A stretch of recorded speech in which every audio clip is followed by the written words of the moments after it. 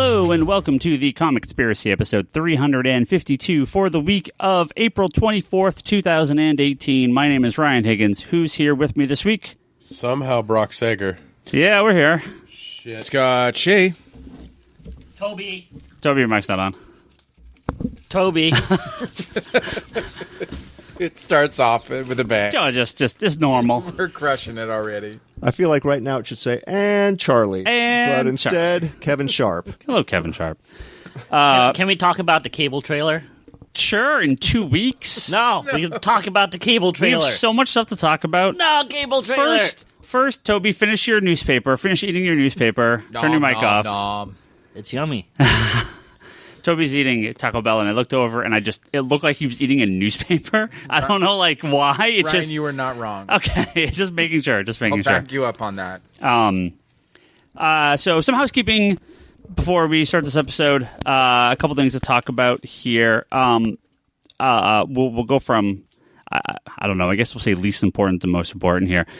First of all, if you ever go to our store website at comicsconspiracy.biz, you'll notice as of Sunday, it's vastly different than the way it used to be. We've actually opened up a store, our Comic Hub, Toby's favorite website of all time. Horse shit. The Hub, as we call it around here. We've actually opened up our store inventory for a full online store. We're still in the very early process of getting inventory on there. As of right now, as of this recording, I don't believe it'll actually allow you to purchase anything from our website because we're still getting the SSL security clearance up to accept credit cards and all that stuff. That said, in the next few days, our website will have a full storefront on there. We're going to there's a blog where we'll have events, special orders. We're going to have, hopefully, the Amazing Spider-Man 800 set up for pre-order with all the available covers. So that should be up soon. So please check that out. And again, once we're 100% up and ready in the next episode or two, we will talk about that more. Now, that is the site where you would have pre-ordered your set of Action Comics 1000.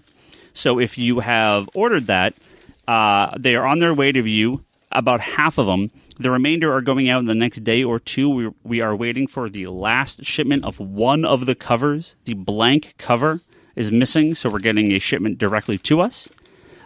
We have printed out all the labels, so you may have received something that said it's shipped, but it has not yet left the facility. So, again, we had a ton of people, way more than anticipated, pre-ordered that Action Comics 1000 set.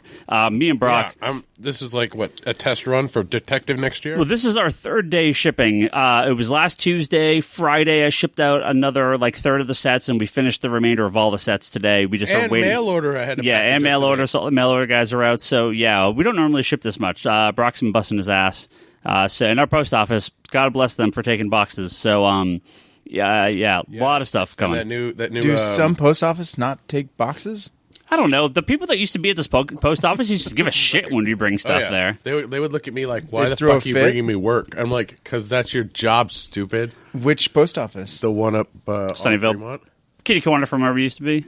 They're assholes. Well, I guess they're better now. Why But don't you try going to the Hallmark over in the... I gotta drop off 150 boxes to Hallmark. No, yeah. They have a post office in the back. Those people are nice, too.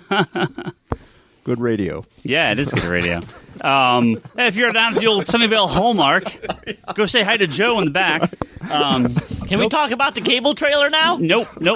Still way more important things to talk about. But yeah, back to once we get that website up, you can order stuff. That's job security for me. That's a lot more shipping, Brock. Have fun. Comic Hub? From the Hub. Yep. If you have a Comic Hub account, or if you have an account through our storefront, our actual web storefront now, they are merging at some point in the next week or two. So you don't have to have multiple accounts. I really want to get a video of you. It's the same. Yeah, they're all the same account. So again, we'll have much more info on that in the next day or two. Next, Free Comic Book Day. Tell Jordan us. Free Comic Book Day on May 5th. It's Saturday, May 5th, 2018, here at Comics Conspiracy in Sunnyvale, California. If 913 West El Camino Real, make sure you come down. We're going to have a ton of free stuff. We actually ordered every Free Comic Day available this day, this year. What about the HeroClix piece? We got them. Got them in the back. We had it for a month and a half. Nice. Yeah, they've been here forever. We have a ton of other books to give away. Marvel Legacy, cases of other stuff, cases of other garbage to throw at you. Particulars. Oh, Brock, by the way, remember next week, we're getting our 5,000 copies of DC Nation #0, our store-exclusive variant cover. You're going to have to edit me beating the shit out of you out of this podcast. 25 cent. Oh, fuck. 25-cent cover. damn Don't worry. Most of them I'm taking home, but I'm going to have to leave a lot of them here because we're going to give them away for Free Comic Day as well. So, yeah, tons of cool stuff. DC, I love you, but good God, what did you do? Open the floodgates in the past month? They did. It's redonkulous. And Batman 50, baby. Be on the lookout for that. That's going to be another 100 sets I'm sure we're going to sell. How many covers are they doing for that? I don't know. I don't think it might be in the new previews. I don't actually know if they've. You mean it in must the be previews that's separate from actual previews? Yeah, it must be. It must be. Fuck you, Marvel and DC. So, Free Comic Day is very, very soon. Any money? Even if you do not live in this general area, just put it in previews. we highly recommend you go to your local comic shop and if they participate in Free Comic Day, and if they don't, find a new comic shop because why not? Now, the most important thing to talk about. You may have noticed there was I don't know, maybe you didn't, but if you listen to the Geekbox podcast, you may notice there was no episode this week. And while we were recording our podcast last week and prepping for our Action Comics 1000 sale, a good friend of ours, Andrew Fitch, founding member of the Geekbox podcast, he worked with these guys, with Ryan Scott, and real quick, if you're fairly newish to this podcast and you don't kind of know the origins of where we started, there's a website called OneUp. It was a video game podcast website. A video game website with podcasts as well. And they had massive layoffs. This was back almost 10 years ago at this point. And my good friend Ryan Scott was one of the guys laid off, and he had really liked doing the podcast and wanted to kind of go off and do something on his own. So we started the Geekbox with him and a number of his coworkers. And they needed a place to record that was kind of open and not just like someone's random house. And he asked if we could record at the store and if I would be on the podcast with them. And I'm like, yeah, absolutely, man. I don't really know these guys, but I'm like a video game professional. You know, they're all working in the industry. But of course, I'm happy to help. 800 podcasts later, almost when we 900. ask for permission for 0.5 episodes, Ryan goes, absolutely not.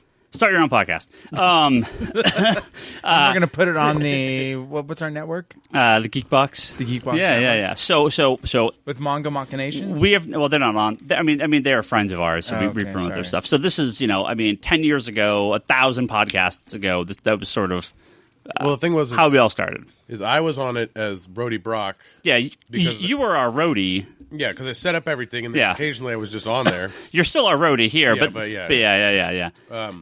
You were on early episodes. We were on early episodes and stuff, but people started asking for more comic book stuff on the show, right? Which is why we decided to branch off. Yeah, which is why we started this to do more specific comic. Because Ryan Scott just got tired of talking about comic books. No, we still do. We record the Geekbox almost every week, right? And we still talk comics regularly. He started reading Mr. Miracle. Anyway, none of that is the important part. The important part is this. One of the founding members, our good friend Andrew Fitch, after about a 6-7 month battle with cancer, unfortunately, passed away last week on Tuesday. Now, he had not been on the podcast regularly for years. He was maybe on the first 80-ish or so episodes. His work took him to Los Angeles, where he moved. So, I'm never going to claim that I was like Andrew's best friend or anything like that, but I knew him through the podcast, and we hung out, and I kept up with him a little bit. But, when people move away, you talk to him online kind of randomly.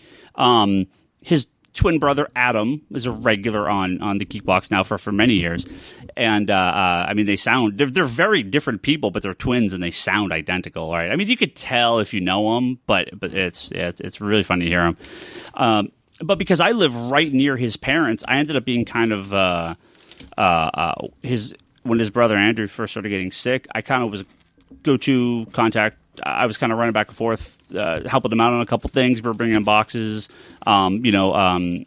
Greg Ford, who was another founding member of the Geekbox. Justin Haywald, who was on regularly. Ryan Scott, obviously. We went and visited Andrew a number of times.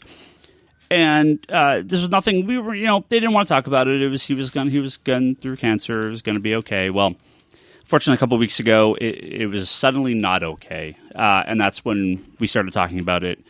And when I was on my way to work last Wednesday, so a week ago, I got the call from Adams, his brother, from his wife, saying that he had passed away the night before. So as we're setting up for our minute, actually, as we're just about to open, I think it was probably when Bendis called. It was around. I mean, right? It was around like 11:30 on Tuesday night while we were here doing our setup for. Bendis called you? Yeah, we'll talk about that later.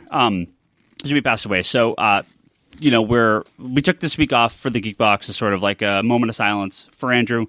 I believe Adam's going to join us next week to talk about his brother a little bit. We're trying to actually see if other people want to come on. I don't know exactly what we're going to do, but very, very devastating. I got to see him a number of times before he passed away. We were there. I was there with Karen Chu, who is again one of the other founding members of Geekbox. We were there last Monday, and he passed away. Shortly over 24 hours later. Man, if you've never seen someone. Cancer is no good, man. Cancer, there's a reason they say fuck cancer. That's just not, when you see someone suffering like this, you're like, that's not the person I know. This is like some other person. It's devastating what it does to someone. So, man, if you've got a risk for cancer, get checked out regularly. It's not in my family, luckily, to the best of my knowledge. But, if you've got it in your history, your family, get checked out because, man, it's no good. It's no good for anyone around you. It's a real bad time. I feel terrible for Adam and their family and his mom and dad and everyone. But I think they're going to be okay. Obviously, this is devastating for them, but it's you don't want to see someone in that situation for long. It got rough at the end. So just wanted to say. For anyone listening, if you're fans, we got a lot of people that sent us stuff. He got a bunch of flowers. He got gifts were sent to the hospital. We sent over a big card with a ton of emails and tweets and messages from the Facebook group and everything. So he saw all that. So thank you if you sent stuff over to him. And as cheesy as it is, this is going to be an episode all about Superman. It's the greatest character on Earth, so I'll dedicate this episode to Andrew. We miss you, buddy. We had Sam, obviously, our longtime employee here and good friend, and he was on the podcast a handful of times. He passed away a number of years ago, so we've been.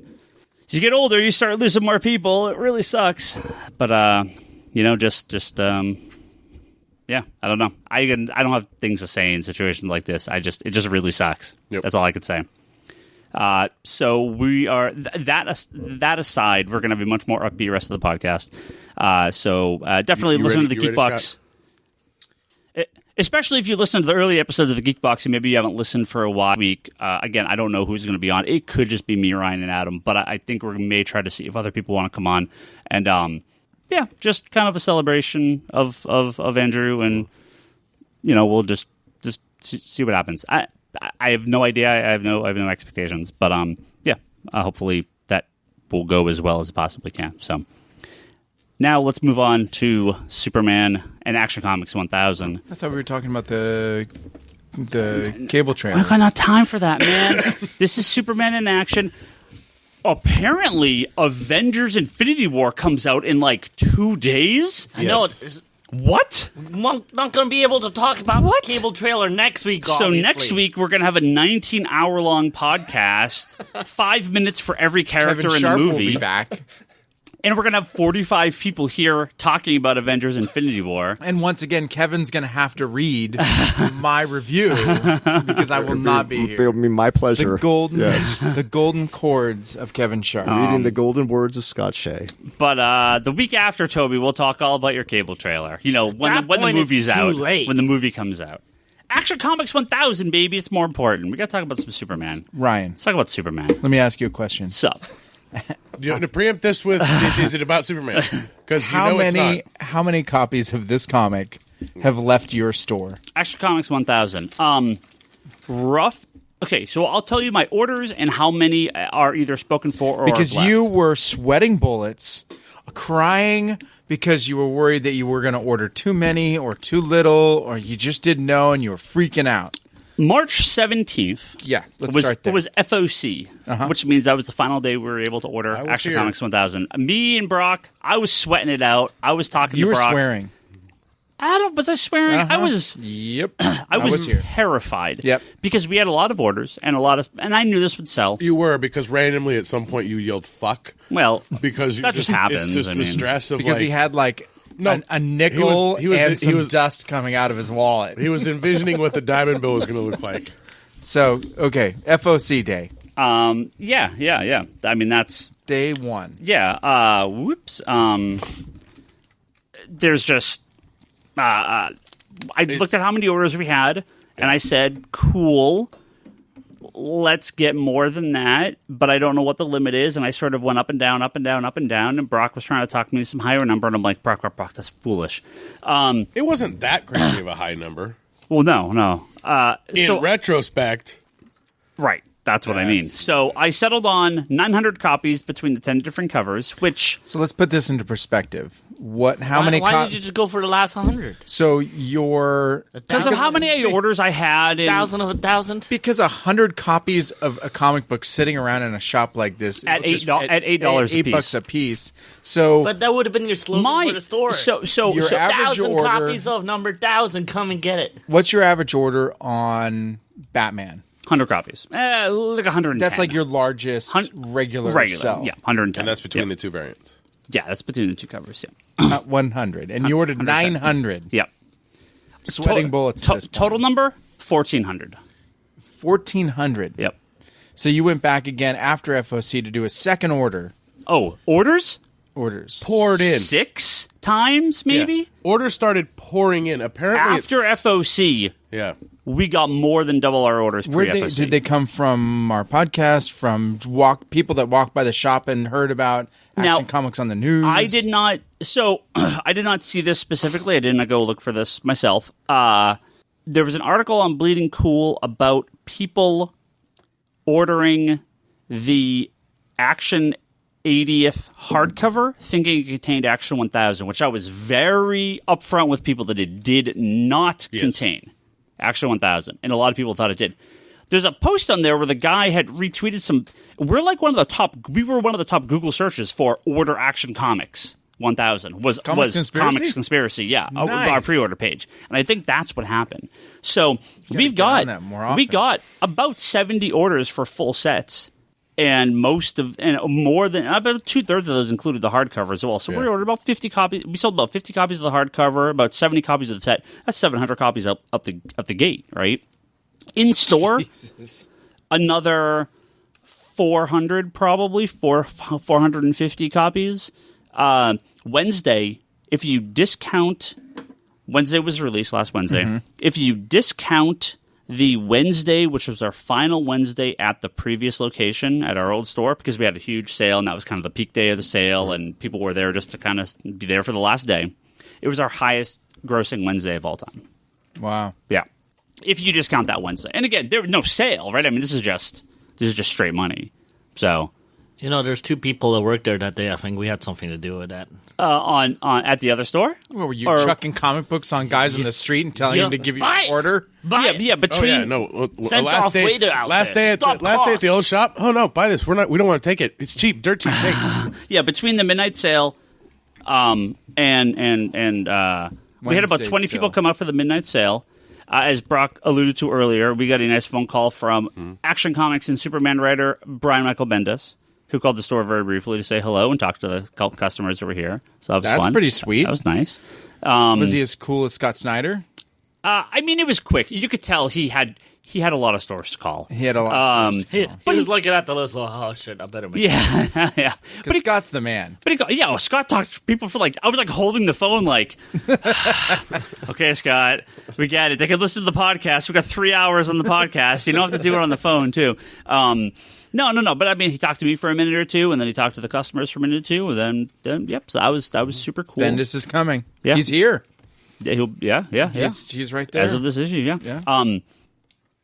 Yeah, I mean, Metal and Doomsday Clock, we had more people at midnight. Yeah. But because of this was an $8 comic and 10 covers, we I think made equivalent, if not more money just with this, because you didn't have to sell nearly as many copies, right? It's Insane. Yeah, crazy. I've never seen anything like it. And now So, we're 1 week later. yeah, we literally have had 6 direct shipments of reorders of the hardcover. We now have that final set of the blank covers coming in, About 20 boxes. which will be the remainder of the sets, and that's everything. Like We're out. I don't see any more of the variant covers. We have them. No, we have them. I have about. We were short the 50 copies of the main cover. They shorted us 50 copies to come back as a restock. Discluding that, we got probably 50 copies left. So when that comes in, we'll have about 100 copies, 50 of the main and various of the variants. Although I will commend you, the cover that you said would do the poorest is the one that did the poorest. And I actually ordered fewer of that one, too. On the reorder, I didn't order as many. I just ordered enough to cover the sets, and we still have too many of that one. I don't know if you want to name that cover, but on the flip side, Can you name that cover Well, in two... on the flip the side, have you 1950s. found a cover that seems the most popular for those who haven't bought a complete set? I mean, So, most popular, no question, Jim Lee cover, main cover, A cover. That's just common, right? The blank cover was the second most popular. What? A lot of people bought multiples on the blank. Are they going to shows? Are they Yeah, gonna get that's why people buy those blank covers. The third most popular was the Mike Allred cover. I mean, easily. That's the first one we sold out of. See, I liked that one. And if the split was between the Michael Cho cover, which was 1940s, and the Liber Mejo, which is the 2000s. That was kind of the split, and that's one's a little more arty, one's a little more modern. You know, like that. That's sort of a understandable split there. But I knew that Mike Allred cover was gonna rock, and it did. I tell you, man, like. I think the Mike Allred cover people underordered. I think that's. See, I was the sitting hot here one. and some people were like, "No, I don't like that one." I'm like, "Really? It's got an old school vibe to it. I love- you got the It doesn't have whole Legion. thing." Yeah, that's my one complaint. No Now, Legion. I will say, so we were talking about it as we're looking at all the covers from, on release night, and I ended up just getting the standard cover, but I started looking at online all the store exclusive covers, Oh, there's so many. the top tier variants. and I would have bought all of those. They definitely held back some of their A game for those store covers. Some of them? my. Those were insane. Yeah. They were really good covers. Yeah. Oh, the big would've- one is the Jim Lee Tour variant, which was from Torpedo, Midtown, and a few other locations. That's already $50-$60. The Archer one with Supergirl is obviously super, no pun intended, popular. I don't remember who the artist was. It's the ones where he's sitting on like the ice, like the Fortress of Solitude, like throne. Game of Thrones style. Kind of, yeah. I don't remember who that I was. haven't seen that one. So there's some incredible covers on there. Yeah, definitely worth checking out all those exclusives if you haven't seen them. So Action 1000 itself, I think we just talked very briefly what we thought about the issue, and then Kevin Sharp here had put together a nice list of some a little Superman-inspired topics for us to talk about the rest of the podcast. So I think let's just around the table, Scott, you can be our guest. You can start. We'll go over the stories themselves very briefly, but just overview. Are you happy with this issue? What's your take? Yeah, I thought it was really good. I mean, you got your typical tribute topics and tribute stories. Yeah. But they were all really good. I mean, it's the writers who decided to tell the stories told those short stories in their voice, so you really got to know. Like Jan Jurgens was the leadoff one right out the gate, and it makes sense too. I mean, he's kind of been like. right, and that it sounded like his voice. Yeah. The Kurt Swan one in the middle sounded like a Kurt Swan story. We'll talk about that when we get to it because I have some questions about that story specific. I mean, Tom King's. It's the same thing that Tom King does in his books. Tom King was pulling his inner Morrison in that. He's very eloquent in how he tells somebody that has superpowers and brings humanity to them. and he like I said, he's very eloquent Yeah. in how he writes that. Yeah. And then you wrap it up with I liked the way they wrapped it up with Bendis's first, couple pages of the next arc. Yeah. So you got a nice tribute, and then let's open it up. Well, to it the next even arc. says, I think the first word in his issue says tomorrow, right? Yeah. Yeah. I think that's right. Let me look. Yeah, tomorrow. The first word is just like, these are all the past. This Bendis This is tomorrow, next. This is which the is next cool. one. Yeah. It was a good send off. Yeah. Toby, Yeah. you were reading it earlier. You were finishing off here. Yeah. What did you think? I like it. Cool? A little bit of tearjerkery. A little bit, yeah. Yeah. Yeah. Okay, that it? Yeah. No, I mean, I You've never been the biggest Superman fan. oh, dude, you're so wrong. Superman is the whole reason why I'm here. Superman is the reason why I like all of this. Yeah. So, no, I will forever have a special place for Superman in my heart. And it's kind of amazing that we got to this point in Action Comics number 1000. So, no, I will forever love Superman.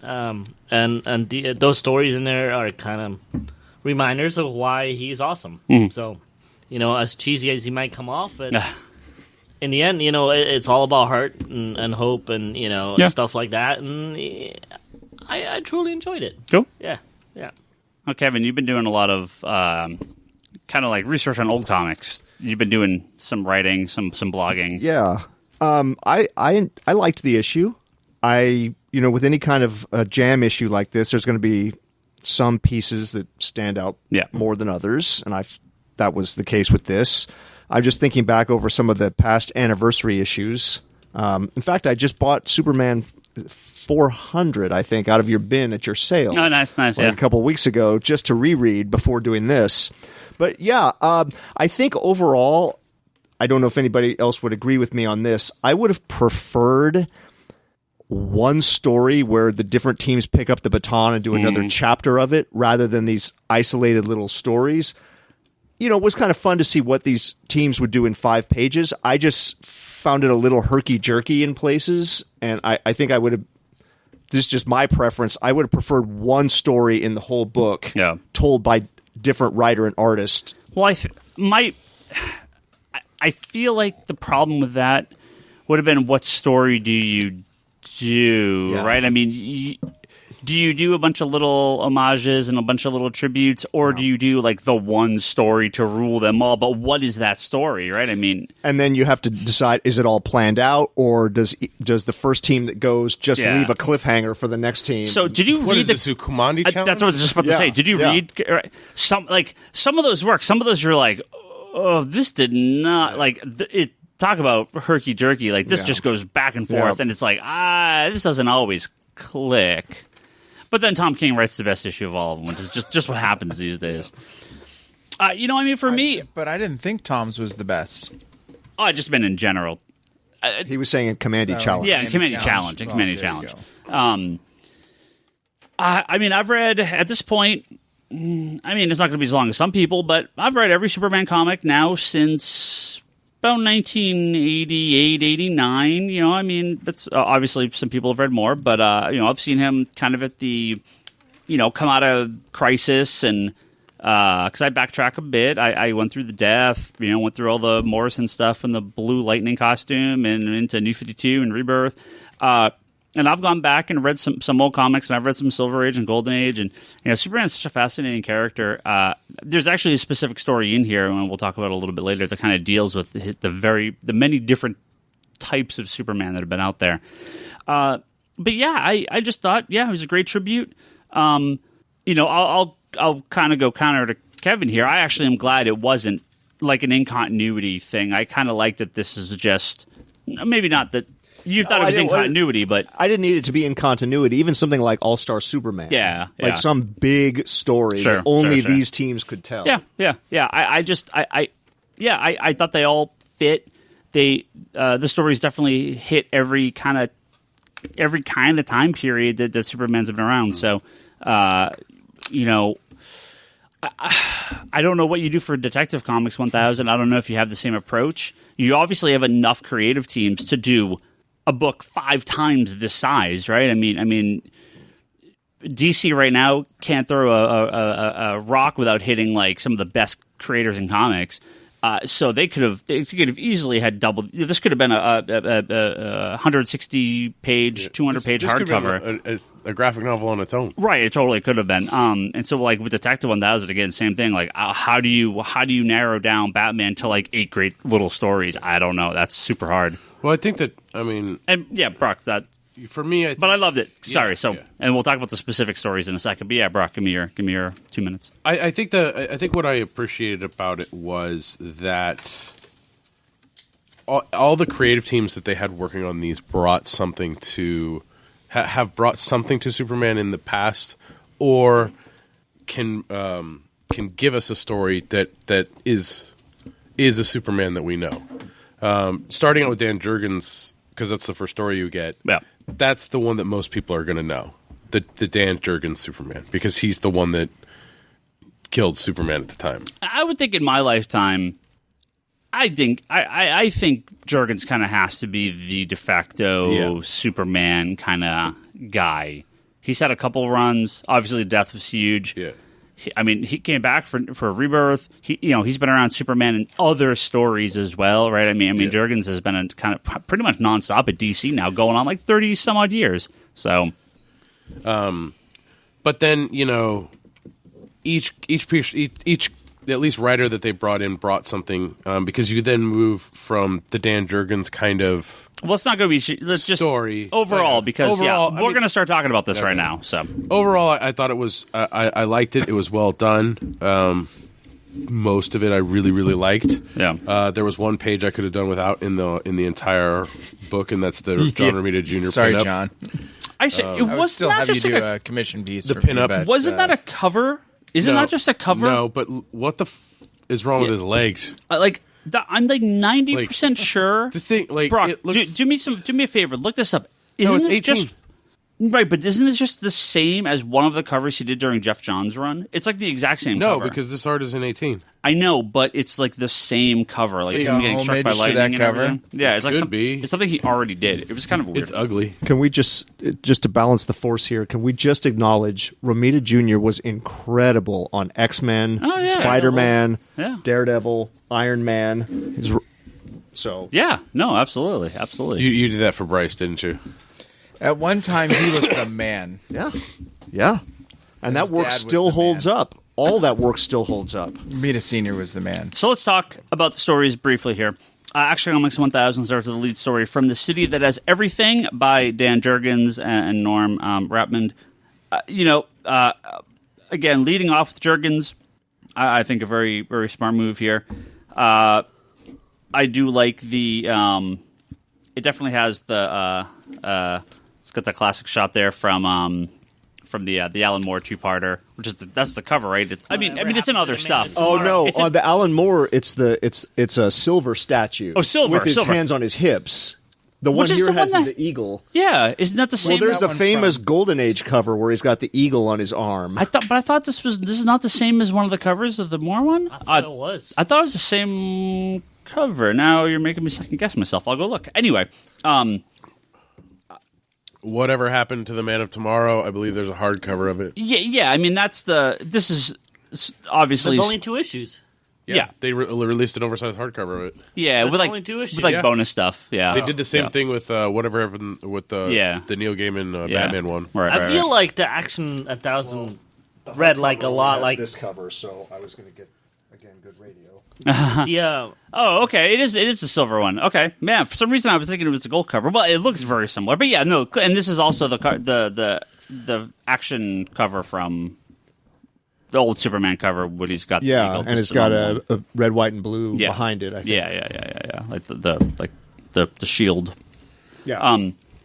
Sorry, Toby. Go ahead. no, I felt like 1000 read a lot like Whatever Happened to the Man of Tomorrow. Actually, it was a lot of throwbacks to that. Yeah. That Jurgens story really felt like a '90s story to me. Oh yeah. Yeah. Which is, well, I mean, even the art looked I'm not saying 90s. that as a criticism. I'm Yeah. just saying I mean, it really. it had felt all like the different that. eras in there. Right? That's Jurgens, right? I Yeah. mean, Yeah. The whole picture of the story was that there's all these crises going around, crises, not crises, just normal crises, and they're honoring Superman, and he doesn't want to, in Metropolis, they're saying, hey, it's Superman Day, we want to thank you for saving our lives constantly, and he doesn't want any part of it. He's like, no, I'm going to go, I don't like this, right? I want to go do what I do. I don't need this. But Lois is like, nope, you have to be here. So she secretly is contacting the Justice League to go solve all of Earth's problems while Metropolis is slowly, they're just honoring Superman. So it was a fun little story. If you wanted to do one story from the beginning to the end, that could have been your story, and you could have told the story from different people's perspective as they went through and solved their little thing. That could have been the bookend. Yep. But or the people who are speaking at the event show how Superman and they cross paths. Yep. That'd be a good one. Yeah. I'm not trying to rewrite the issue. Yeah, sure. Yeah. The second story, Never Ending Battle, which is by Peter Tomasi and Patrick Gleason, who's the creative team we're the creative team on the regular Superman comic prior to this. Probably my favorite story in here as well. Less so the story, because again, it's not really a story. It's just Superman is talking to Lois and John. It's just Clark talking to Lois and John with these very Vandal Savage. Yeah. But he's when he's talking to him, it's this sort of very flowery. What's the word I'm looking for? It's just like a positive message, and he's just right. He's light. He's explaining sort of what happened when he's fighting Vandal Savage, but all like this kind of this very positive, very positive message that he's telling his kids. But the way the story is presented is each page is a full splash panel of times from Superman going back from the Golden Age through World War II into the 40s and 50s and 60s. It has the cartoons in here. I don't. There's a part where he's fighting himself. I don't know if that's supposed to be like Superboy Prime, and I'm assuming that's the Fleischer Superman there. No, that top one is from Super Friends. Oh, I couldn't. It didn't quite. The head. Is it the? It's hard to do this without. No, it's fine. Visual aid. Yeah, that's fine. People. Yeah, the one with his fist cocked back on the top. Okay, is Super Friends. Okay, it kind of did. I didn't know. The other two, it's hard to tell. They're just sort of. Yeah, they're just. Well, Superman. the bottom one looks like Superboy Prime. I was going to say is the bottom of Superboy Prime. Clearly, there's a little homage here to Dark Knight, Superman 2. So there's kind of Kingdom Come, Death of Superman. All these major Superman stories get a little one panel or one splash page. Little even the New 52. Yeah, yep. They're all in there. So. He's not in there very much. He's kind of like it's half of him, but but the thing is, it's kind of. I just love these type of stories. If you take I haven't read issue 45 yet, but if you took this, 45 is real good. If you took this story by itself and put it at the end of his Tomasi Superman run, I think it would. It basically kind of it caps that between the two of them. It's a good ending to it. It's this, and then there's going to be the special that finishes up their run. So this doesn't really, it takes place on Superman's birthday. It's not really a specific when it takes place, but I don't know what something happened. Toby's. There was the sound of a doorbell. Yeah, the sound of a doorbell. Bryce coming in the back door or something? I didn't know you had a doorbell. Is it a doorbell? It literally sounded like a house doorbell. Cool. I don't have a house doorbell. I don't know where that came from. That's someone's cell phone? No,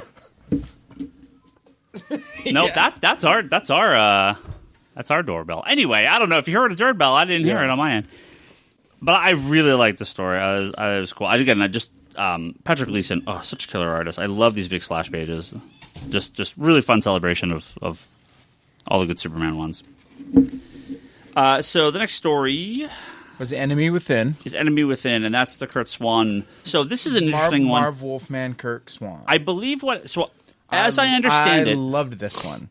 Okay, as I understand it, this was I don't know if it's a previously published. Okay, so I may be misquoting this, but at the Superman panel at WonderCon, they showed a page of this with no dialogue. words on it. Right, right. And I guess it was a scripted and drawn story that existed. I mean, a plotted and drawn story that Wolfman scripted after the fact Right. for this issue. Right, right. I believe the art was done. Yes. Yes. Yeah. And so Wolfman scripted it. I'm not going to say I loved it. This is the one that I did get it. it's Superman telling you the story of how strong-willed humanity is and why Brainiac didn't come in and take over right away, because humanity is just too stubborn to give up to his mind powers or to whatever he was trying to do. So he just packed up his stuff and said, "Failed attempt, I'm out of here." I guess. So yeah, and so basically it's like this is what I've learned from humanity: just never give up. Yeah. To me, that narrative has nothing to do with what's going on in the comic. I think it's Well, it cool to has see unpublished Kurt Swan artwork. I just don't know that this. It has everything to do with it. It's this high school teacher is fighting Brainiac through this whole thing, and basically drops his weapon down, and the cops take him out, and everything saves the day. Yeah. Superman Basically didn't even also saying that humans are not as helpless as Superman just says, people "Look, think I don't, basically, I don't have to be everywhere, and this is what I've learned from them. Well, the thing That's is, what I got from it." The thing is Superman isn't even in this story. Yeah. Nope, Because it's a completely different artist for the for the splash. splash at the end. Yeah. It just Superman is in the story. You see it from his view. Yeah. I guess I just didn't get this. It was That's okay. the difficulty of a 5-page story It is goes over some people's heads if you're not smart enough. I think, Okay. well, no. I think the thing is I think it's because we are. Price is it's- not here. We're utilizing. I mean, we're utilizing Kurt Swan and Butch Geist, and we're using their stuff, and Mark Wolfman came in to add stuff to it to make it for this issue. I think that again, it shows. It's a good story, but I don't think it's necessarily the one that's going to stand out to people. Unless it personally resonates. And I think that's getting that one got to me. It just, that's cool. That's cool. It spoke to me. Yeah. Like Nas speaks to Toby. And feel to jump in here too if you want to talk about anything specific, Toby or Kevin. Are we still on this one? Yeah. Yeah, I don't really have anything to add on that Kurt Swan story. All right. The Car by Jeff Johns, Richard Donner, with art by Oliver Copiel. I like this one, except I feel like, man, they needed another page or something like that. I kind of get what they're going for at the end here, but it's like, again, the difficulty of a 5-page story. It kind of cuts off real quick. This is a golden ass age Superman. So this is the story of what happens to the car on the cover of Action Comics #1. Why Superman was smashing it up and what happens after that. So it was Scott, you can see the light bulb went off over Scott's head. Yeah, you didn't recognize the car. You didn't recognize the car. All you have to do is tilt it, and it's the car. Exactly. Yeah. I enjoyed this story. Yeah. It's and a fucking ring. What? There's another doorbell. Yeah. Is it Fucking next a door? No, it's Maybe. definitely a doorbell, man. Is it next door? I- Little do you know, I have a little doorbell button below me here. Ding dong. I throw my doorbell. Bing bong. He's going out the back I guarantee door you, it's again. just something next door. Probably. I'm not hearing it in the headphones, so This may require some editing. that's fine. It doesn't matter. It's fine. It's the Toby. car. Toby So gets now, ratings. Scott, since you've noticed that, does this story change for you? Yeah, no, I thought it was a good story to begin with. Again, it's basically what happens when Superman comes down and tells you to be a better person. Yeah. Be a better person. And the guy's like, okay, I'll be a better dude. I know what the last panel is saying. The last panel is saying, I'm a nice guy now, and I'm going to play with kids in the street. But it kind of looks like he's turning like a hose on them and like hosing spraying down out, these "Get people. out of the street." Yeah, that's kind of what it But he's talking right here out on 45th. Yeah, it used to get so hot. We always wanted to go you didn't swimming, read the story, but there weren't no obviously. pool.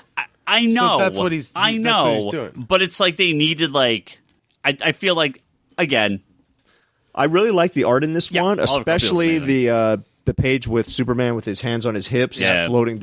That's just. I like the Golden Age Superman costume as well, and so it's just fun to see it. Yeah. It's a fun little story. I can't say I ever wondered whatever happened to that car, but Big ass red underpants yeah, in that shot. yeah, big. But it was fun. It's a good use. It's a good 5-pager. I Yep. really, this is one of my favorites Yeah. in the book, actually. Yeah, I like that a lot. Yeah. The 5th season by Scott Snyder and Raphael Albuquerque. Now, talk about going over my head. I got the story, As we go through this, like every story seems to just go over your but head. I feel like, It's a bird, it's a plane. They That's miss a- it's Ryan's brain. again, What'd you miss? it just like I get the whole thing where it's Lex and Superman. They're in mid, like it's kind of like they're in mid fight of something, but they're sort of reliving this time when Superman saved Lex as a kid. Huh? But Lex just figured that out, so he also figured out that he can't kill Superman. Yeah. Otherwise, he'd be dead too. Yeah, he stops.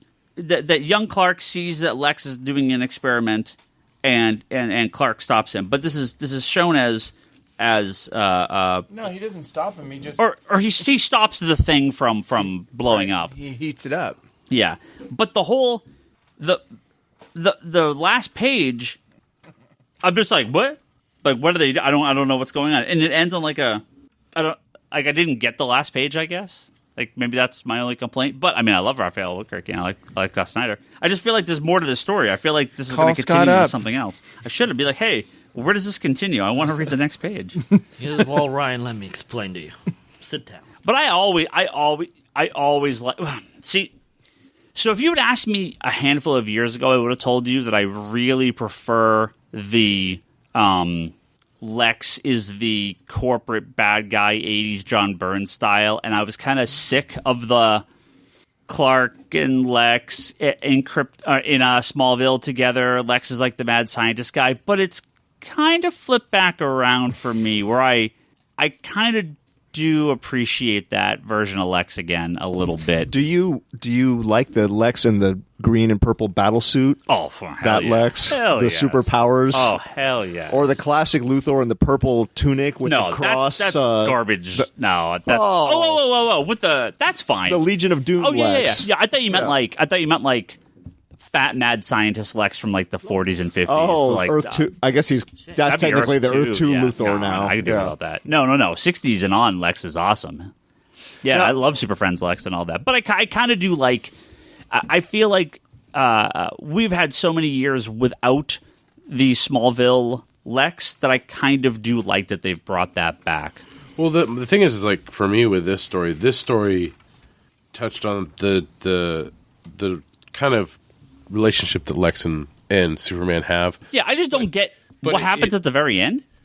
With, Like the last very end, page. it's basically he's admitting that he's trying to kill Superman. Yeah, and he's like, I'm still going to kill you, but then it just like kind of ends. He wants to know what's going on in the pictures in the background. And Yeah, well, they're like at a planetarium. They're at a planetarium. I just don't know what's happening at the very, very end of the book. It's just like it just ends. They're watching the planetarium thing. fucking. Where's it coming from? Somebody's just It's really bugging me. Okay, so for those listening and wondering about the random laughter, from the direction of the back room of the store keeps chiming every few minutes, exactly like the sound of somebody ringing a doorbell in a house.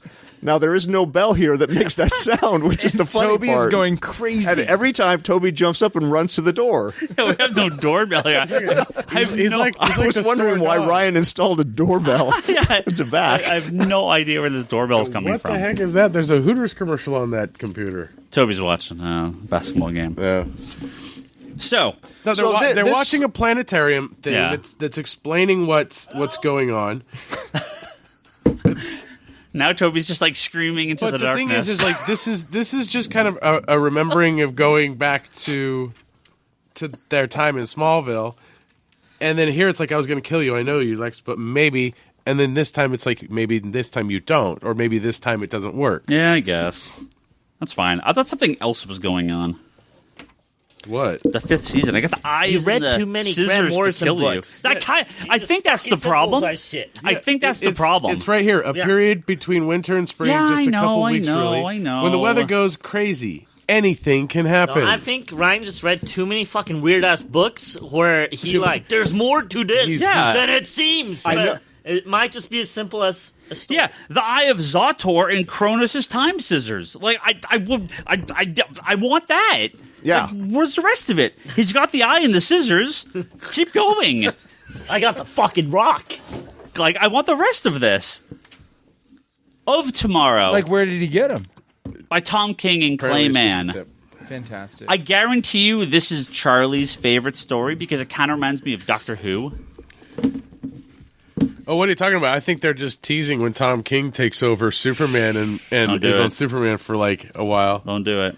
Now, did you like this story? Oh yeah, that's great. Besides Charlie. Oh, I mean it's This is like way in the future, right? Humanity and everything is all dead. this He's is like six- the last like six- surviving yeah. 6 member of billion Earth. years in the future. 4 billion years in the future.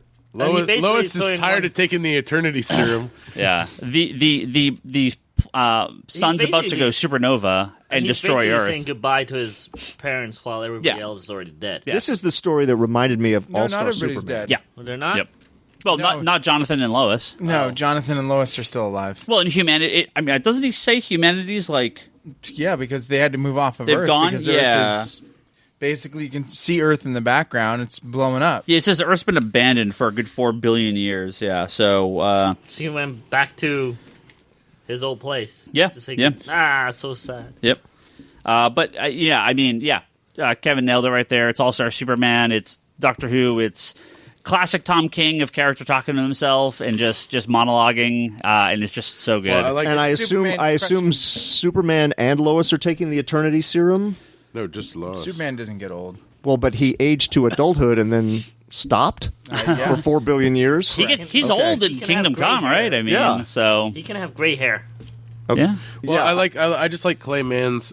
He does a great job, and then he gives a little Christopher Reeves. Oh, and Feeling the that second, bottom. yeah, I could see Yeah. that. Yeah, yeah.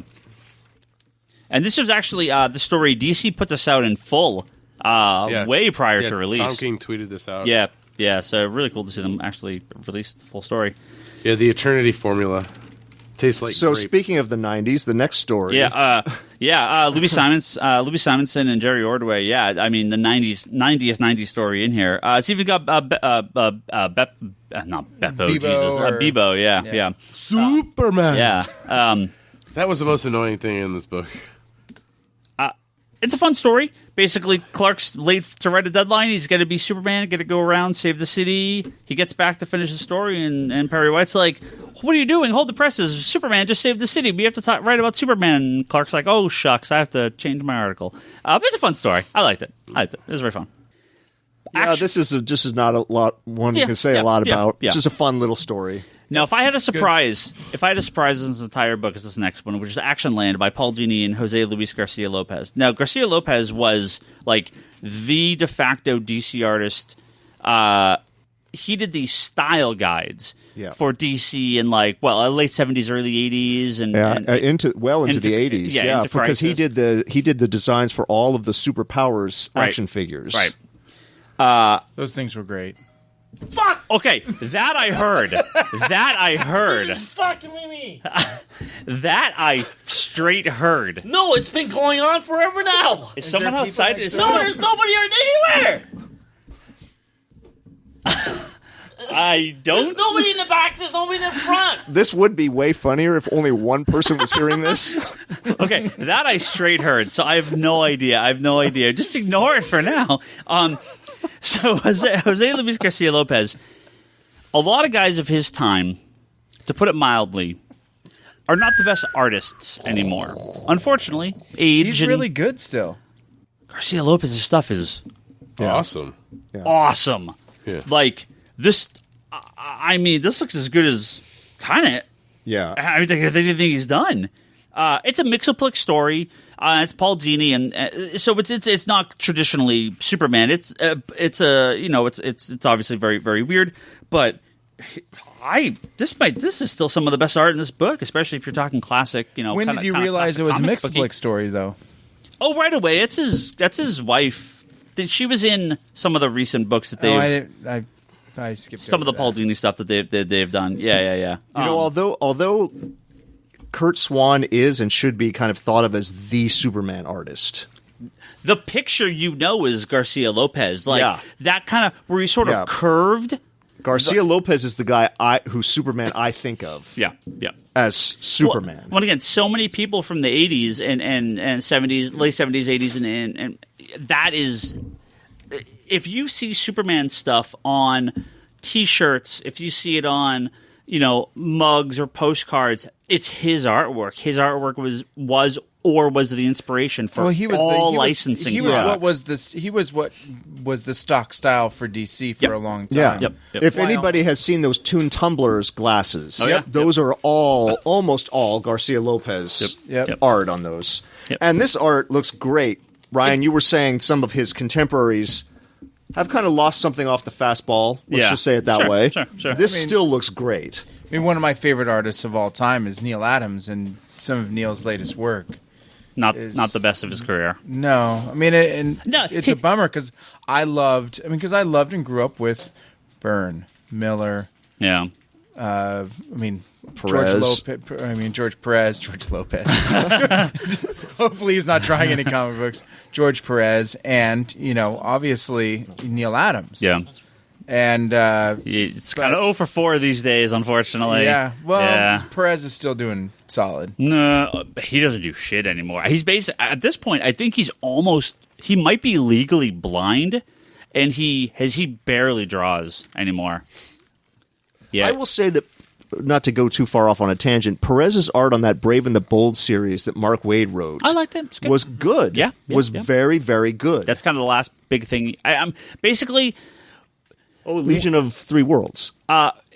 we lost him at Avengers vs. Justice League. That kind of broke him. He literally broke his hand doing that. I don't think he ever really recovered from that.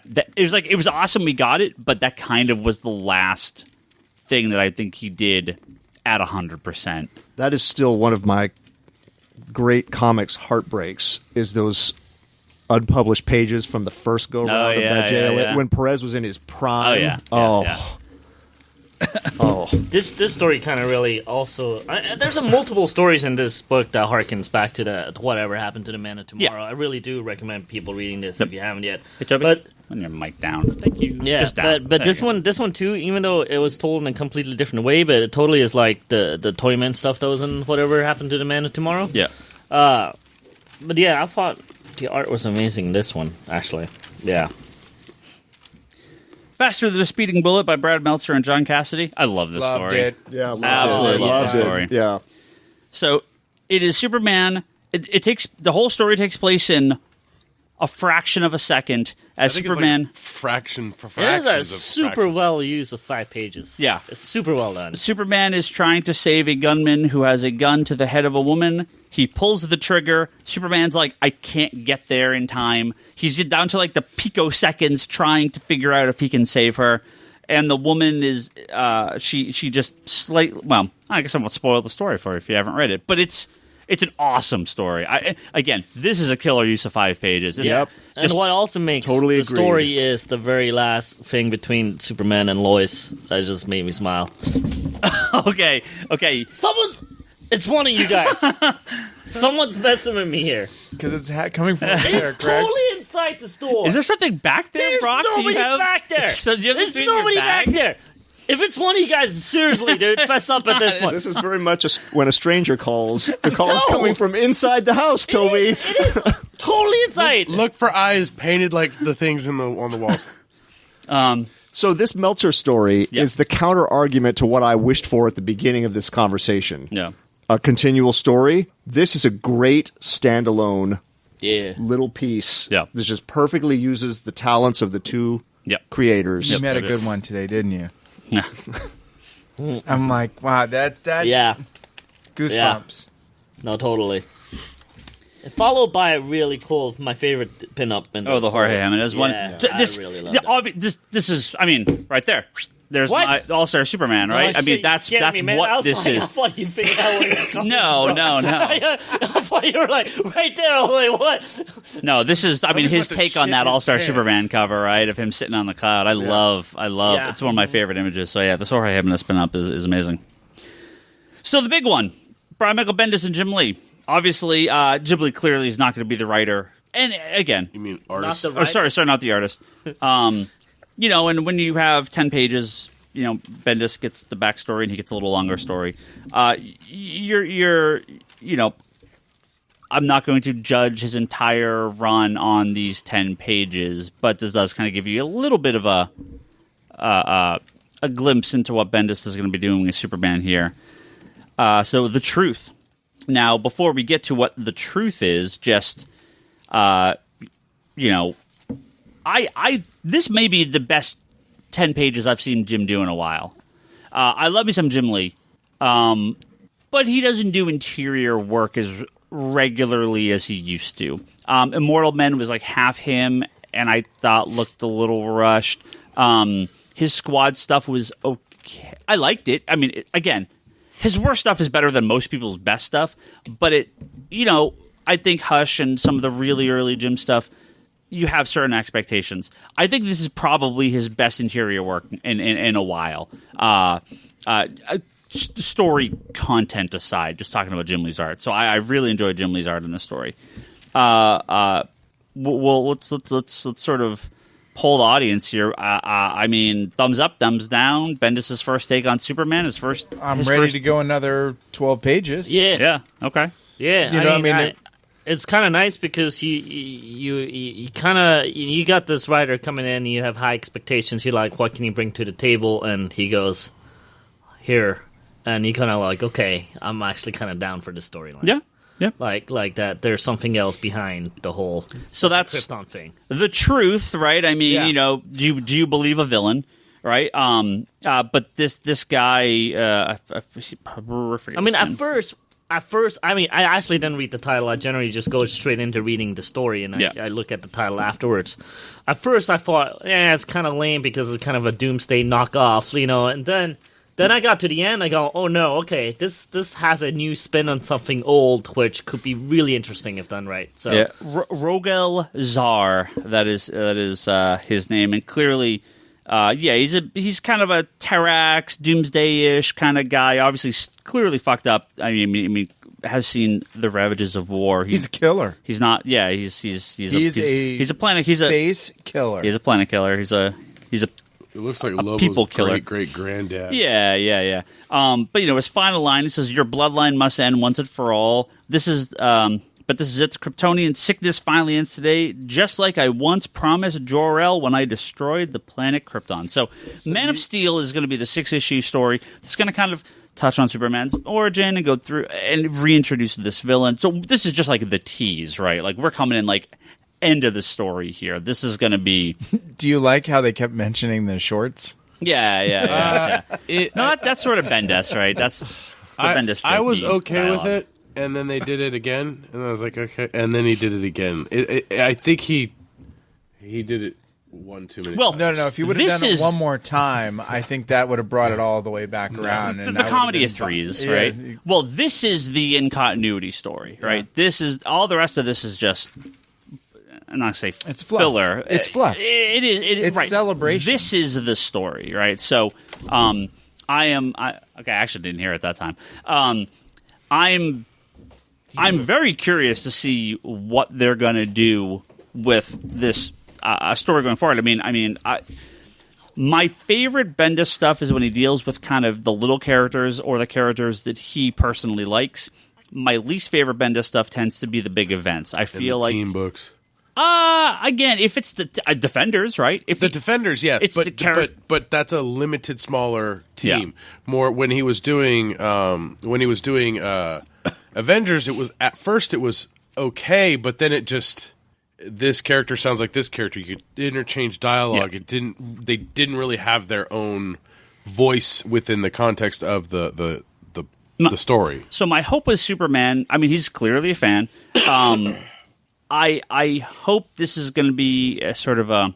I mean, this already feels like a bit of a different Superman that I've seen in a long time. I mean, it's Bendis' approach. shorts back. And it's Bendis' approach too. There's It's the obviously going to be different. But I am very curious to see what he's going to do in Man of Steel. I don't mind when you change stuff up, but there needs to be a reason to do it, and it has to be better. And if you're just going to break the toys to then put them back at the end, that's cool too. But Superman's been broken a few times recently. Like, I kind of want my Superman to be a little. Well, we just got Jor-El coming back in the Oz Effect. And that's a way of breaking it, but it doesn't change Superman. It can change the story, Yeah. but it's not like a fundamental change of the character. So again, this is fine. I don't mind having it was something, because I actually, honestly, one of my favorite takes on the destruction of Krypton is from the animated series, where Brainiac is the central computer for Krypton and destroys the planet. Brainiac's not an alien. Brainiac's, it's not just randomly, it doesn't just randomly blow up. I love that take on it. So I'm okay with them changing the destruction of Krypton if it's well thought out and it works. I expect this will be something that will end with him, I don't believe this guy swung his axe and cracked Krypton in half, right? I mean, or blew up the sun that blew up Krypton. He set his axe down, found a nice quiet spot, dropped trow, took a big dump, and it's just boom. All right. Krypton started. No. That's what it started. I hope not. No. Now, Kevin, you've been... Well, just on a surface level, Well, yeah, I mean, that's where you would have to go to the bathroom. without knowing how the story's going to unfold, it's a case of, wouldn't it be cool if Superman fought Terrax? Yeah. Yeah, that's pretty much what it is. Yeah, he reminds me a lot of Terrax, For right? 10 pages. Yeah. So, sure, it's a 10-page, basically a fight scene. Yep. It's hard to know how the story's going to unfold, but it was an exciting 10-page battle scene. I Yep. mean, Yep. Makes him legitimate up front because he can handle Superman and Supergirl. And if Yeah. you only have 10 pages of Jim Lee, have him do a 10-page battle scene. Don't have him Yeah. sit around talking for 10 pages, right? I mean, Yeah. that's not Jim Lee's best. So. and I'm really looking forward to the Man of Steel miniseries because I like all the artists. Yeah. Oh, and Garcia Lopez is going to do an issue Yep. on that as well. And so everyone should be extra excited Nice. after reading this. Yeah. I'm very, very curious to see kind of what the because that does look like it's going to sort of touch on his origin, the death, and kind of but I don't think it's just like here's the origin of Superman again. I don't. Oh, please no. That's not what it looks seems, like. It seems like the let's fill it out a little bit. Well, I think Bendis is going to it's going to be a current story, but Bendis is going to sort of like talk about the bits from the past. Right. and Here's sort our of, current story. Here's how this guy ties into our He's hero. going to Jeff Johns it. yeah, a little bit. He's yeah, going to Jeff yeah, Johns it. Yeah. So overall, Action 1000.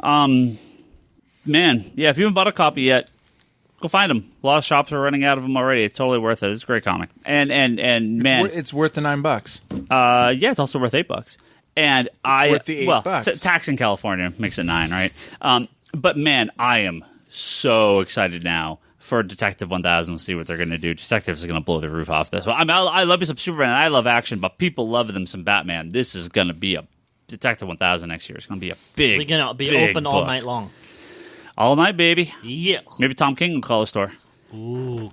So we have a handful of other things we wanted to discuss. Actually, you know what? Kevin had like tons of stuff to discuss. Suggestions.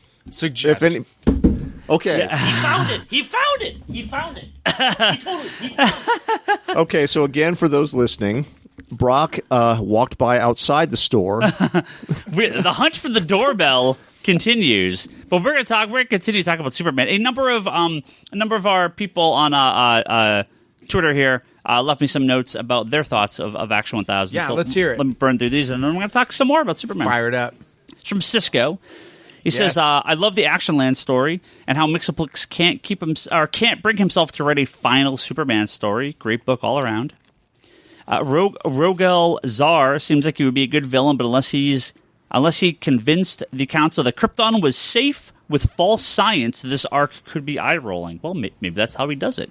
We don't know. Yeah, maybe he convinces the Kryptonians that no, actually they don't need to. Okay, and now Toby's yelling at someone.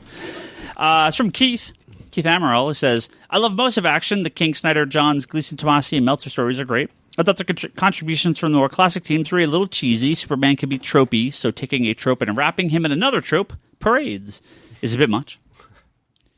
Let's see. That's fair. Whoever. Yeah, That's sure. That's not too harsh. Sure. Comic Boom says, my thoughts, Action 1000 was a wonderful tribute. Something in it for all stripes and eras. The Tomasi and Meltzer stories were my favorites, but I must give a shout out to Superman 45, which also came out this week, which is the final issue of the Peter Tomasi run. It was a heartfelt, beautiful send-off story before Bendis, and at $2.99, the best deal. And I do agree, Superman 45 is an awesome book. Go pick it up if you haven't. This is from Generic Protagonist on Twitter, who also says, honestly, I think I may have liked last week's Superman story more than any of the stories in 1000, but it was still fantastic. Baroli, now going by Tweets of Rage, too. Better than Tweets of Rage. Yeah. It's classic arcade beat 'em up. I almost loved everything in Action 1000, but thought the Bendis story was the weakest part. He's not a great match for Jim Lee, hoping his ongoing stuff hits a better note.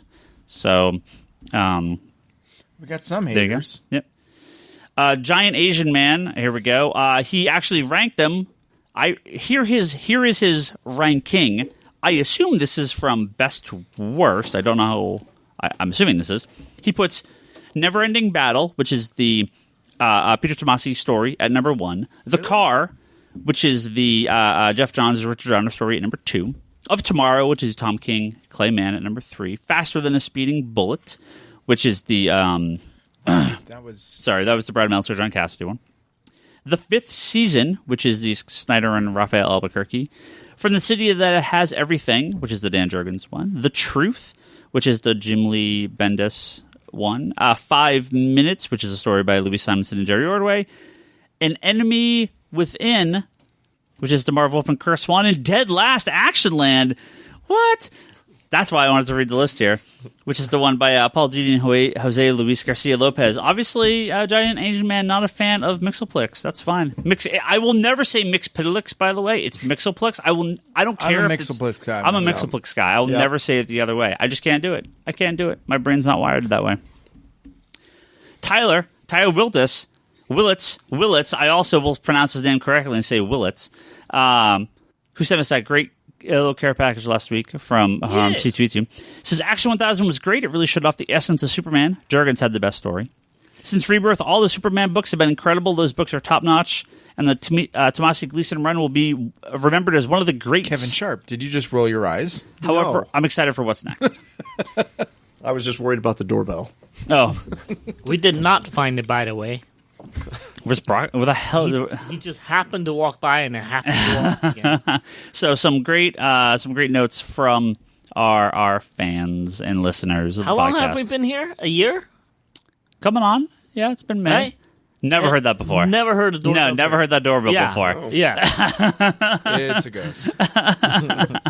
The ghost from Toys R Us is moving over. Yes! I finally get to experience the ghost. So Kevin had made up a nice little list here of some cool little discussions. Yes. And I think these are obviously points. obviously worth talking about. Yeah, and some of these we actually did discuss We last actually week. have structure for once. A couple Thanks, of Kevin. Sorry. I post the topic list Topic every list. week. He does. That is true. Yeah. That I'm is the the only one question that- is who reads it. though. I know what. I'm the Yeah. only one that adds to it on occasion. He completely I do. ignore it every When I get time. a chance, I read it. Scott reads it and then ignores my thing that says, don't click the sales chart link because this is for me. And so I didn't last time, and you blamed me for Yeah, cheating. bull crap. And I didn't. Thank Action. you. So Superman talk. Yeah. We all love Superman here. Yep. You know, this bell is going to go on for the next 7 days. It's going to drive you more insane than it does me. It might bug me right now, but you're going to be in the store for the next 7 days. Is it the alarm? Is the alarm doing something? It does seem like it's on Do you a want to check? consistent, Do you want to check the consistent alarm time. or check the AC unit? AC looks fine. Check the is the alarm? But is, it's is like there an a- old school, like it's is like great radio. It's like a bike bell, though. It's like ding. What is your favorite bell sound? That's what Kevin wants to know. What is your favorite Superman event over the years? I mean, again, this is something Well, we talked it's about. no secret of last mine week. because I said it about a quadrillion times at this point. Whatever happened to the Man of Tomorrow? Now, Superman events, like most comic events, you're kind of limiting yourself to Crisis and up, right? Because there was no Superman event prior to that, right? I mean, so I guess. but no. What the hell? That was Scott. Oh, okay. Okay. Ding dong. That should be the intro and outro for this episode. Okay, now, really, let's get off. Let's just forget the doorbell. Bell Okay. has like hijacked. Yeah, it really has hijacked the podcast. Yeah, poor Superman. Superman Got defeated events. by no villain but a mere bell. I'll call for the man who has everything. I'll call that a Superman event. That's sort of the last. Or sorry, Whatever happens to Man Whatever Tomorrow. is to Man of Tomorrow. Yeah. Man who has everything's the annual. It's a two part Alan Moore book. I'll give you that. I That's couldn't access the alarm menu. That's a good sale. Or that's a good event. All right. What else is a good event? Kevin. You weren't here last week to talk about this. No, I will say All-Star Superman, I know Ryan will back me up on this, is my favorite Superman comic and one of my favorite pieces of literature in any format. Yep. Just as a whole, taken as a whole, that series. You got it. Continue. That would be my first pick. Yeah. Whatever happened to Man of Tomorrow is great. I still have a soft spot just because I remember, in fact, I just wrote about this, the Byrne Man of Steel relaunch and miniseries. Loved it. Still, Got me back in. yep. So those would be my three. Yeah, I mean, I was a kid when Superman died. You know, I've told the story of getting the job at the store when Superman 75 came out. Death of Superman still to this day is one of the most memorable and popular and well remembered events, especially from the 90s, right? I mean, you know, whatever your thoughts on the specific craft of the story was at the time, clearly something like All-Star or Superman's kind of on a different level, but just the event and the hype around that unmatched, even with Action 1000. I mean, just unmatched. Phones down, please. Thank you.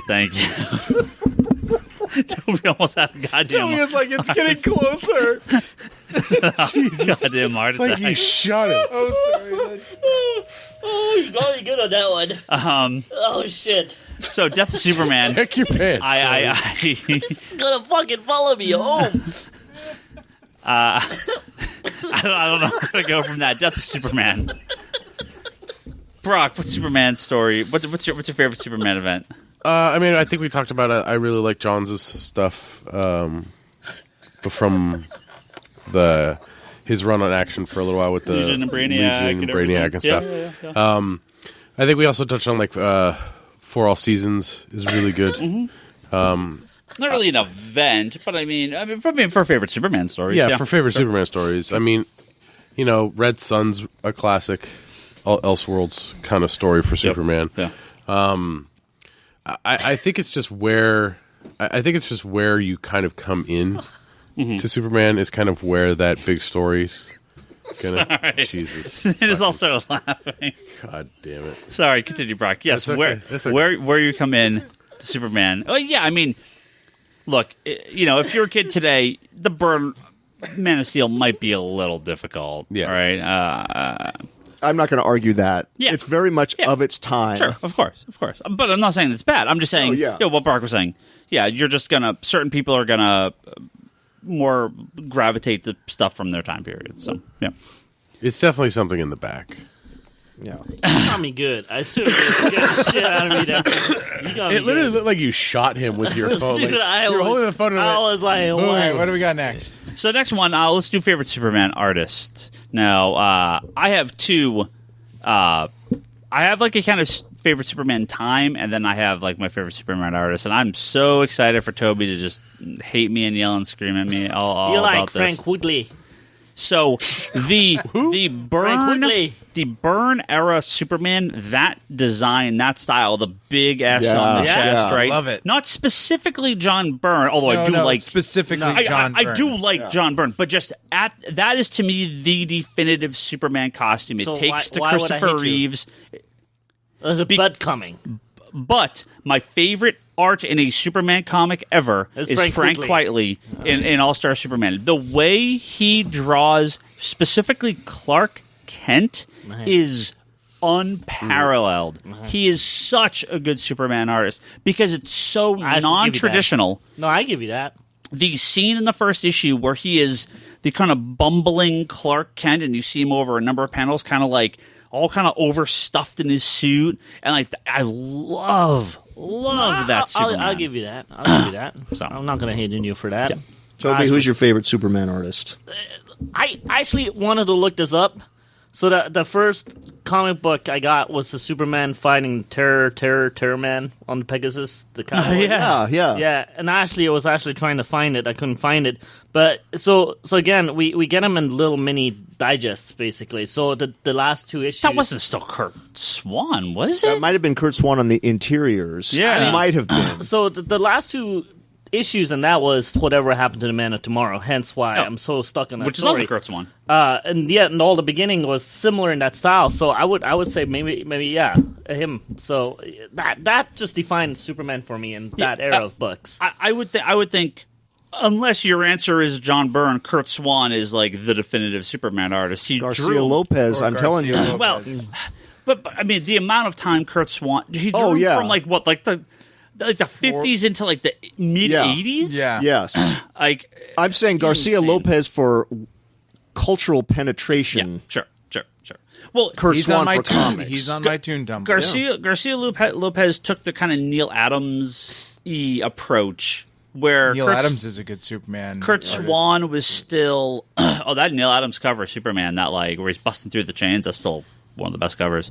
Where Kurt Swan still kind of had the old style on the inside, but the Garcia Lopez for licensed stuff, and then those Neil Adams covers are amazing.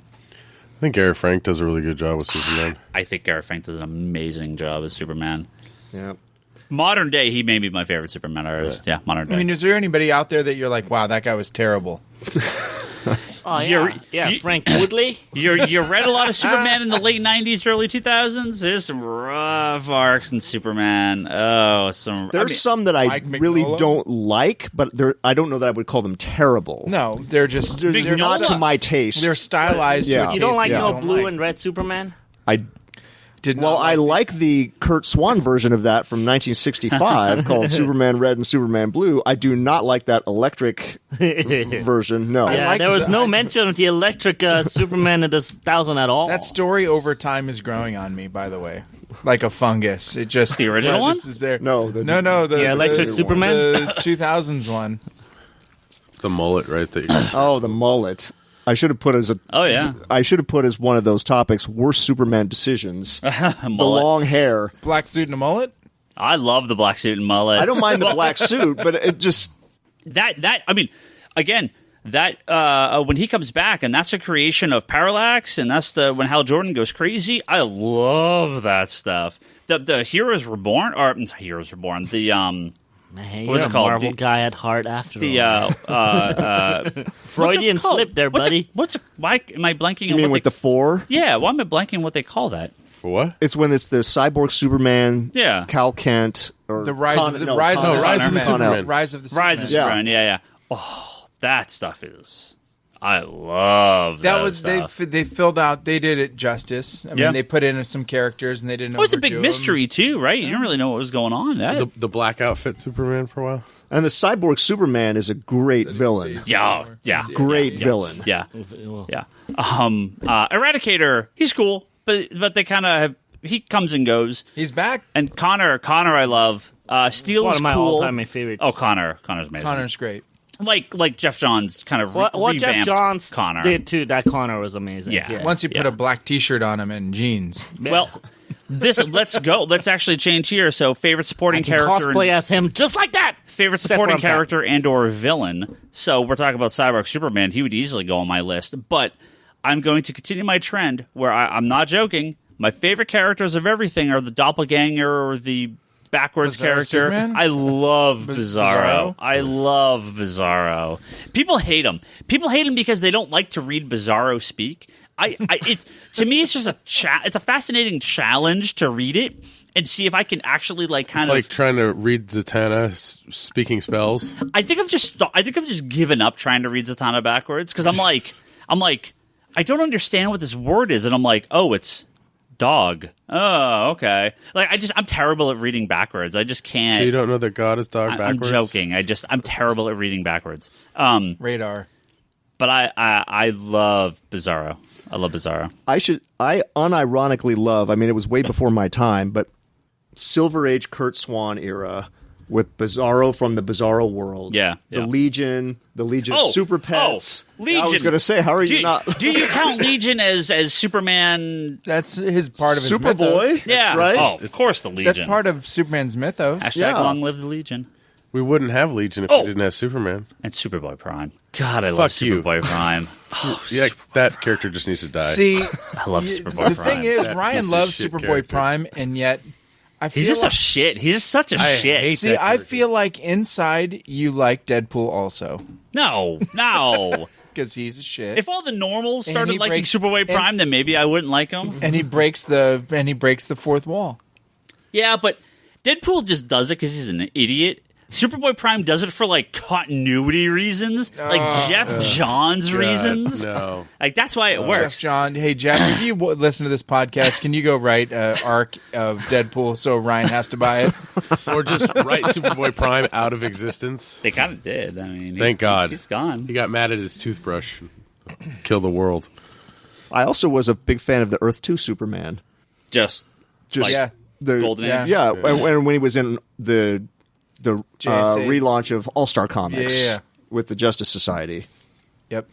That's like old dad Superman. Kingdom Yeah. Come. Kingdom Come Superman. Oh yeah, that one too. Speaking of art styles, Alex you know, Ross. Oh, Alex yeah. Ross Oh, yeah, crushed Oh, it. he does an amazing Superman. yeah. Did Alex Ross do 1,000 variant?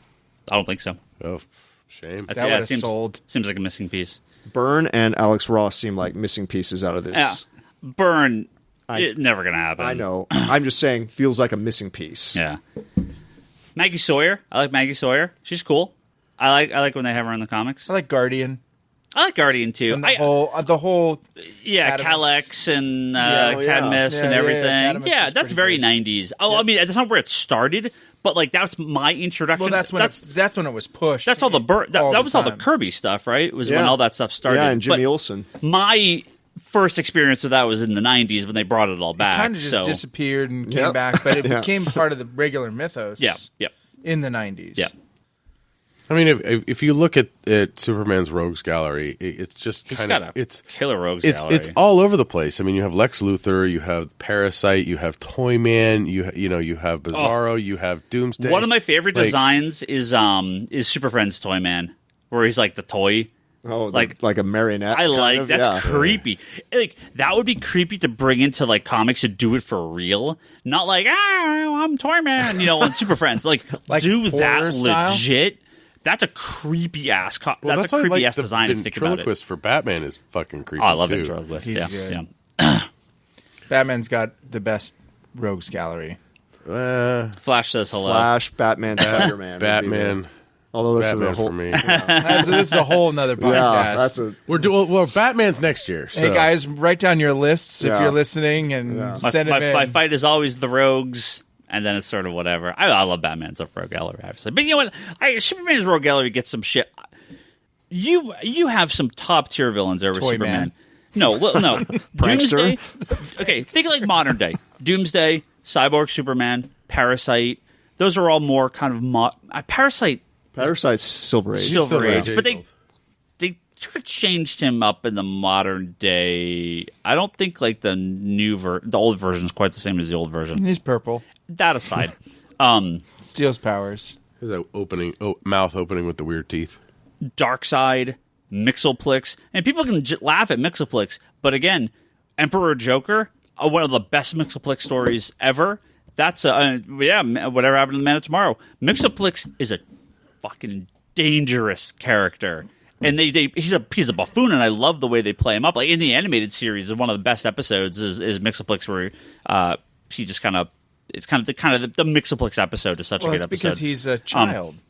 But Man. when stuff starts, like people start figuring out what's going on with him, or when he starts getting mad, like Mixoplex is dangerous. I love that character. Yeah, I think Superman's rogue gallery gets a bum rap. I think he does some great. I mean, hello, Lex Luthor, easily one of the best characters in comics. He's the Batman of villains. He's such a good character.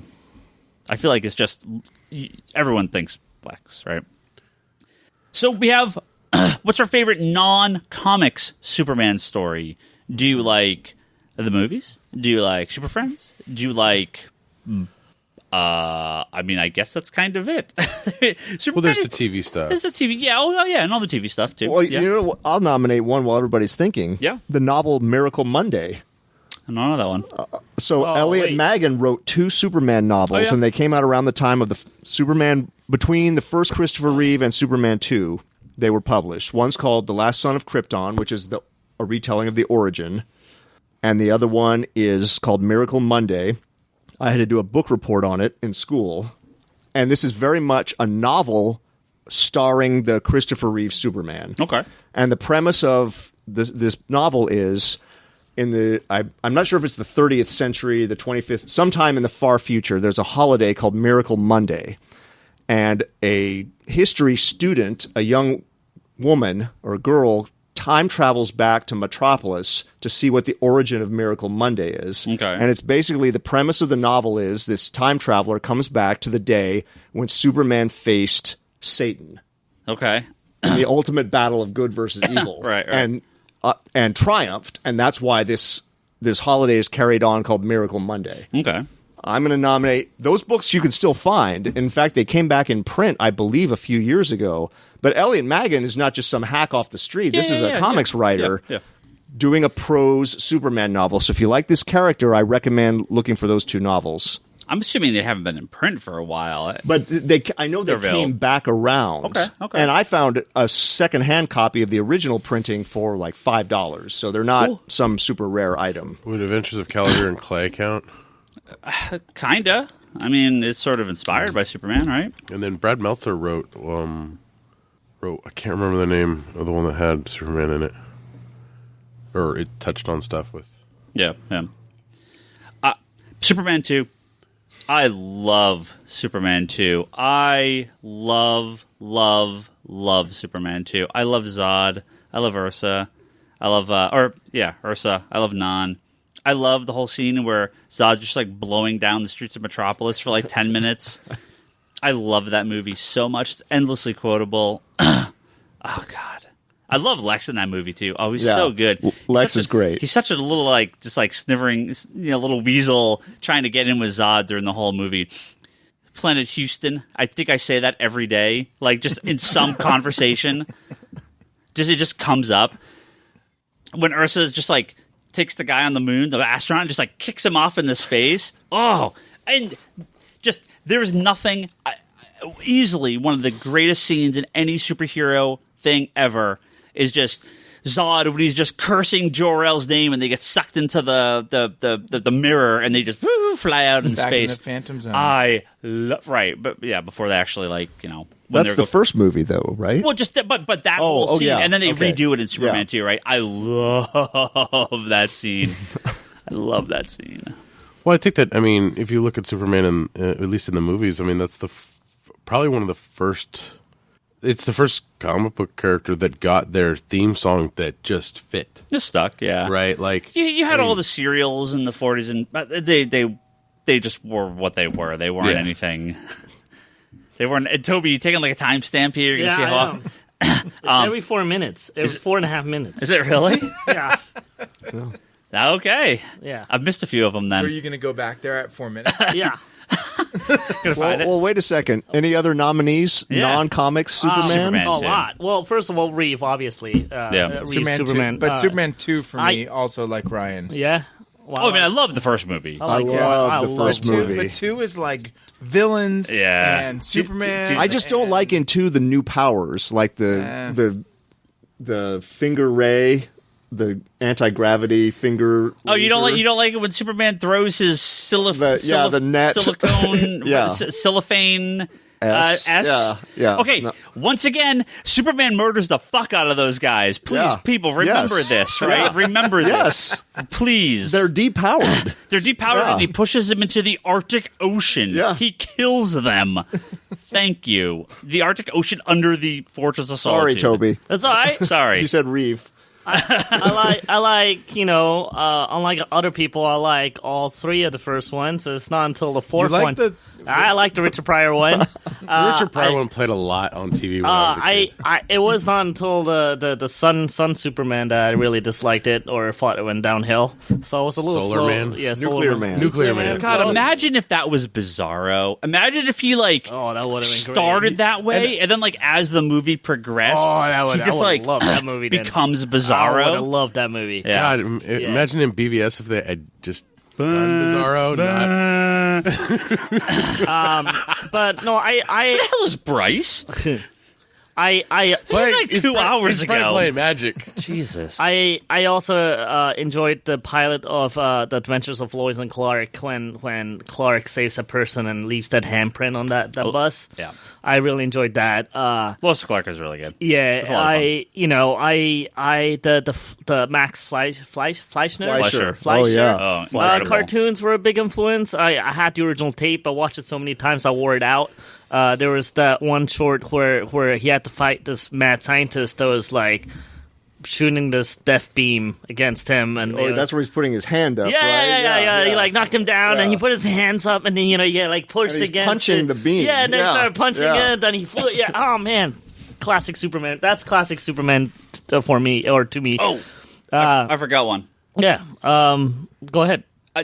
The Batman Superman crossover episode of the animated. Oh, that was Yes. excellent. Yes. That was excellent. Probably my favorite of any of the animated series stuff. Yeah. Is that Yeah. two-parter. Yeah. I again, as much I loved Batman the animated series, but Superman was just as good. The Superman animated series was so good. Batman clearly is going to be a little darker and maybe a little more interesting at times, but they did a killer job with that Superman animated series. Yeah. I all the mean, way I through- actually all the way enjoyed through Smallville Justice early League. on. Smallville again picks back up in the back half, I think, once he gets to Metropolis. That's what people tell me. Once they get rid of Lana, Yeah. once they get rid of Lana and Lois becomes established, Lois is the main character. yeah, Yeah, it Yeah, gets it 100 just times lost me better. at that point, but yeah, It's what, season 5 to season 7? Like 5 and 6 are a little rough. 5 I and 6 think. are rough. Yeah, Then the yeah. beginning of 7 is where it starts to pick Yeah. up. Yeah. Ryan, you didn't want to mention any particular other interpretation of Superman you like? I have more. I have more I have more people stuff. have heard me talk about BVS and Man of Steel. Yeah, okay. Oh no, I Okay. have more. Obviously, I actually like the Man of Steel movie because I thought it was a nice modern take on him. But no, I actually really enjoyed two of the direct-to-TV movies or DVD movies. The one based off of All-Star because I was not the biggest fan of All-Star the comic book. But when it got translated to the cartoon for me, it simplified things, and I actually really liked it. Because I actually thought I wasn't going to like it. I didn't buy it. Went over to Charlie's house and watched it there, and actually was floored by how much I liked it. Yeah. That actually made me go back to reread All-Star Superman and take it from a different angle that I could get more out of it. I also love it's the Superman versus the Elite, which I always thought was one of the more interesting Superman stories to be done, which was based on Action Comics. It was Superman. 216, 775, if I remember correctly. Okay, or something. Yeah. So that's one of the bigger ones I really enjoyed. So Yeah. yeah. To wrap up this podcast, I thought it'd be fun to look back at the 80-year history of Superman, which there's some question about the actual publication date of Action I Comics have 1000. one more thing. Also early shout out to Krypton. This show's way better than I think it deserves to be. I'm really liking it so far. One of my all-time favorite thing is the 75 or 80-year Superman cartoon where it goes through all the Oh years. yeah, that's the one DC put out just recently. Yeah, yeah. Really good. Phenomenal. I love It's that. like a minute short, right? Yeah, it's like a minute short, just through the time. Fucking love it. Yep. Yeah, real good. This is actually perfect timing because Comic Book Resources put together this little list of all the Action Comics anniversary issues from 1 to 1000. I want to just kind of, if you've never seen some of these, they're really funny. Go look them up. We all know Action Comics number 1. Action Comics 100 was 10 cents, September 1946. Superman's secret identity meets the acid test with the sleuth who never failed. I'm convinced that this fellow, Clark Kent, is Superman. And, of course, there's a little guy, and Superman's about to trip him, but he's the little private dick is checking out Clark Kent from behind. So This does not sound good. this sounds like the Golden Age. This sounds like the Golden Age is what this is. What the fuck is on the TV? What is this? Sure, it's Doctor Who. scary. Sure, Clown. it's Doctor Who. Oh, It's always Doctor with a Who. rubber mask on his face. I look at it and go, God, that looks Wow. Action Comics. He's the bellman. Action Comics number 200, which was January, but no particular year stated here, featuring Superman, the world's mightiest man in the test of a warrior, and there's a bunch of Native Americans throwing their hatchets at Superman and cracking him in the head, and their hatchets are breaking on poor Superman's head. What number is this? This is the Golden Age. What number is this? Action 200. Comics Who did 200. this? Bleeding Cool? So clearly we are still, times are a-changing, No, as they said. I'm on Newsarama on looking at mine. For each issue 100. Action Comics number 300 not only features Superman, who became the last man on Earth when he is captive of the Red Sun, and this is actually kind of a famous cover. It's Superman with like a full beard, and his hands are like held out. Yeah, that's a great cover. There is not another human being left on Earth. I'm trapped here 1 million years in the future, and I can never escape. So it's actually a really cool comic, but it also features Supergirl and her fantastic Superhorse. That is some prime Kurt Swan art Yeah, in that yeah. period. Yeah, Superhorse. Yeah, yep. She totally doesn't have sex with that. Wait, what? Just questions about Supergirl and her horse boyfriend. Yeah, don't worry Really? about it. It's fine. Is it like Batman and Robin? It's like Batman and Batcow. Hey. Superman 400, special 400th anniversary issue. Sorry, Action Comics 400, that is. My son, is he man or beast? Oh, that's the one with the 15 ape. cents. It looks yeah. like an ape. Yeah. That's a Neil Adams cover. That is a Neil Adams. Yep. I was just going to say. So we're getting that era of the Neil Adams cover. So Superman's kid is half human, half monkey man, I guess. What? Yeah, it's I mean, Silver Age baby. I don't know if I should be. I don't know if I should be proud. I'm doing these off memory without even seeing the screen. Yeah. So Superman 500, one of my absolute favorite covers of Superman 500, which is a splash page featuring the covers of Action 100, 200, 300, 400, and Superman, Lois, and that 70s Supergirl with the little S. Yeah. One of my favorites. Is this a Dick Giordano cover or Ross Andrew? It's got to be. it's Andrew and it's both. Giordano. It's both. There you go. There you go. And the pink. The background is pink. The pink Yep. cover. Yep. We promised that Kevin is not cheating here. I just showed it to him. The big 500th issue. Sorry, I was trying to read this. Sorry. Superman, this is your life story. So yeah, this is one of my favorite covers. I love this cover. But of course, Superman 6 Action Comics number 600, John Byrne and George Perez. Awesome. The golden anniversary issue. Now, this is a great issue. It's got Byrne and Perez See, on art. this is what I was thinking Yeah. of. This gold cover. I'm sorry. This is what I was thinking Byrne of. and Perez as the art team on the Superman Wonder Woman story. Yep. With Darkseid as the villain. Yep. That is some great art in that story. And then there's a might be Kevin Nolan Man-Bat Superman story in that also. So if you hate that Superman and Wonder Woman hooked up in New 52, well, Byrne and Perez were doing it a couple decades earlier. Superman's romance with Wonder what Woman. were they doing? Superman's stalemate with Lex Luthor. Superman's pal, Jimmy Olsen and Lois Lane. And Lois Lane's got some fishnets there. What's going on there? Superman's conflict with the Man-Bat, featuring work by, I don't know who some of the first names of these people are. I know who a lot of these people are. Anderson, Beatty, Dick Giordano, Kevin McGuire, Mike Mignola, Jerry Ordway, Steve Rude, Schaffenberg. what's his first name? Who? Schaffenberger. Kurt? Kurt Schaffenberger. With a K. Yeah. I'm assuming it's Luis or I think it's. Oh, I don't think Simonson? it's. I don't think in that issue is Walt Simonson. Yeah, I don't- unless he did a pinup. might be Louis Simonson. Roger Stern, Kurt Swan, and Mike Zeck. Superman 700. Now this is the point where I'm reading at this point, so I'm 700 to 1,000. Okay, I'm this one I can't get. Yeah, Brock, so I need to- Super- Did I it need to have the? cheat. Did this one have the triangle on it? Yes, it Superman where you have the 7. triangle? Superman 7. Sorry, I keep saying Superman. Action Comics 700, the 1994 Triangle issue number 24. Yep. Because you had to read them all weekly, which was amazing. Numbered 1 to 52. Thank you for doing that, Yeah. Superman. I loved it. I was like, which one do I read next? the fall I actually of really like that too myself. yeah. the fall of Metropolis, the double-sized anniversary blowout. This is the one where they take off, and this is full mullet Superman too here. By the way, he's in his regular costume, but he's got the long hair. This is the one where I don't remember if it was Lex. I don't remember who did it, but they knock the Daily Planet ball off the top, and it just goes creaming through Metropolis. So, by Roger Is that Stern, the first Butch time Geist, that ball went off the top of that building? probably by Roger Stern, Butch Geist, and Kurt Swan. I'm assuming that's Brent Anderson, a few other people. 800. I kind of remember it being this sort of nothing. Joe Kelly, lots of people whose names are not listed with their first names, and I don't remember any of these people, so I don't think they've had too much of Ivan Rice. work in comic. Our good friend Chuck Austin had to work on this too. Oh no, he took over at 814. Ed McGuinness, Sorry, that was Tim before. Sale, J.H. Williams, So were they Jim Lee. I don't have a list and of the Alex pinups. Ross. Did they do the pinups inside?